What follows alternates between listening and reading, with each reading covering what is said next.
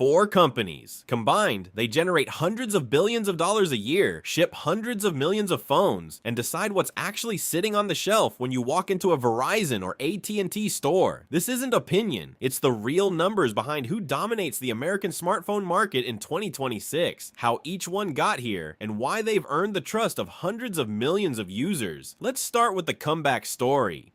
Motorola's story in the US is genuinely a comeback. Back in 2020, the brand held just 4.8% of the American smartphone market, a shadow of what it used to be. By 2024, that number had climbed to 11.2%, more than doubling in just 4 years. That turnaround happened after Lenovo, the Chinese computer giant, acquired Motorola Mobility back in 2014 and spent the following decade rebuilding it from the ground up. The numbers behind that rebuild are real. Lenovo Motorola's smartphone revenue hit roughly $9.4 billion in 2025, and globally, the brand doubled its total smartphone shipments between 2020 and 2024. But the clearest sign of dominance is in one specific category: foldables. Outside of China, Motorola's Razr line now holds over 50% of the entire foldable phone market, meaning more than half of every foldable phone sold outside China is a Motorola. That's not a niche win, that's outright market leadership in one of the fastest growing phone categories on earth. The best-selling Motorola model of 2025 was the Edge 2025, which moved roughly 3.1 million units, mostly through US prepaid carriers and Latin America. Looking ahead, Motorola has already launched its 2026 Razr lineup. The base Razr now starts at $799, a $200 jump from last year, alongside a new Razr Plus at $1,099 and a Razr Ultra climbing to $1,500. It's a clear bet that the brand's foldable dominance can support higher prices going forward. Motorola typically releases several product lines each year across 3 main families: the flagship Edge series, the foldable Razr series, and the budget-friendly Moto G series, giving it one of the widest release calendars of any brand on this list, hitting nearly every price point from under $200 to premium foldables. Technologically, the brand focuses less on flashy specs and more on clean software and practical AI features, which is exactly what's let it quietly climb back into relevance without ever trying to outspec Apple or Samsung. Number 3, Google. Google's Pixel line tells one of the most dramatic growth stories in the entire US phone market. Back in September of 2022, Pixel held just 0.1% of the American premium smartphone market, basically nothing. By September of 2025, that number had grown to 7%. That's a 70-fold increase in just 3 years, and it happened while Apple was simultaneously growing its own share of that same premium segment. Samsung was the brand that actually lost the most ground to Google's rise, dropping from 26% down to 12% of that premium tier. Globally, Google shipped around 15 million Pixel units in 2025 and passed a cumulative milestone of 40 million total Pixel units sold since the line launched back in 2016. Based on that shipment volume and an average flagship price of around $799, analysts estimate Google's Pixel hardware revenue run rate now exceeds $5 billion a year, though Google itself has never broken that number out publicly, since Pixel revenue gets folded into a broader devices and subscriptions category in its financial filings. The best-selling Pixel model of 2025 was the Pixel 9, which moved around 4.7 million units globally. Google has already followed it up with the Pixel 10 series,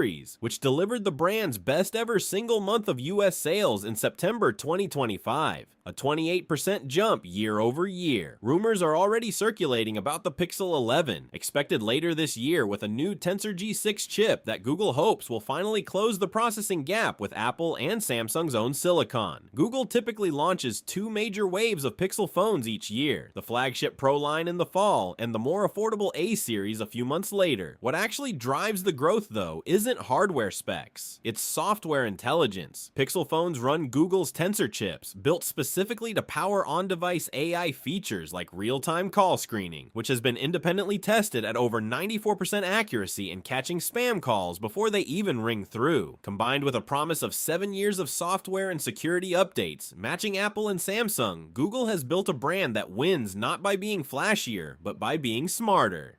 Number 2, Samsung. Samsung's presence in America goes back further than almost anyone realizes. The company entered the US market in the late 1970s, establishing Samsung Electronics America and starting out by exporting black and white televisions, decades before it ever touched a smartphone. That long history of patient market building is exactly why Samsung now holds close to 39% of the North American smartphone market, roughly double the share held by its nearest Android competitor. Globally, the numbers are staggering. Samsung shipped 241.2 million smartphones in 2025 alone, holding around 19% of the entire global market. Its total company revenue for the year hit 333.6 trillion Korean won, or roughly 233 billion US dollars, an all-time high for the company. The Galaxy S24 series alone sold 37 million units in 2024, a 19% jump over the previous generation, and early data on the Galaxy S26, launched in 2026,